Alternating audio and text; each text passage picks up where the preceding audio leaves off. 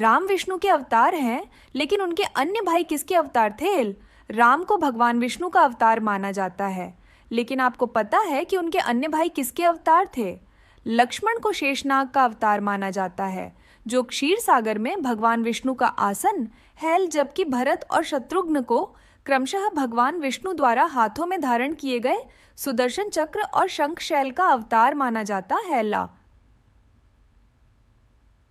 सीता स्वयंवर में प्रयुक्त भगवान शिव के धनुष का नामल हम में से अधिकांश लोगों को पता है कि राम का सीता से विवाह एक स्वयंवर के माध्यम से हुआ था। उस स्वयंवर के लिए भगवान शिव के धनुष का इस्तेमाल किया गया था, जिस पर सभी राजकुमारों को प्रत्यंचा चढ़ाना था। लेकिन बहुत कम लोगों को पता होगा कि भगवान शिव के उस धनुष का नाम पिनाक थाल 5 लक्ष्मण को गुदाकेश के नाम से भी जाना जाता है। ऐसा माना जाता है कि वनवास के 14 वर्षों के दौरान अपने भाई और भाभी की रक्षा करने के उद्देश्य से लक्ष्मण कभी सोते नहीं थे। इसके कारण उन्हें गुदाकेश के नाम से भी जाना जाता है। वनवास की पहली रात को जब राम और सीता सो रहे थे, तो निद्रा देवी लक्ष्मण के सामने प्रकट हुई। उस समय लक्ष्मण ने निद्रा देवी से अनुरोध किया कि उन्हें ऐसा वरदान दे कि वनवास के 14 वर्षों के दौरान उन्हें नींद न आए और वह अपने प्रिय भाई और भाभी की रक्षा कर सके।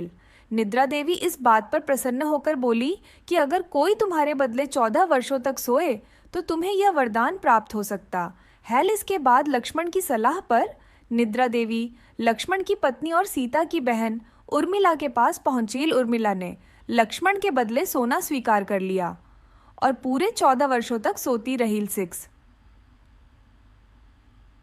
उस जंगल का नाम जहां राम, लक्ष्मण और सीता वनवास के दौरान रुके थे। रामायण महाकाव्य की कहानी के बारे में हम सभी जानते हैं कि राम और सीता लक्ष्मण के साथ 14 वर्षों के लिए वनवास गए थे और राक्षसों के राजा रावण को हराकर वापस अपने राज्य लौटे थे। हम में से अधिकांश लोगों को पता है कि राम, लक्ष्मण और सीता ने कई साल वन में बिताए थे, लेकिन कुछ ही लोगों को उस वन के नाम की जानकारी होगी।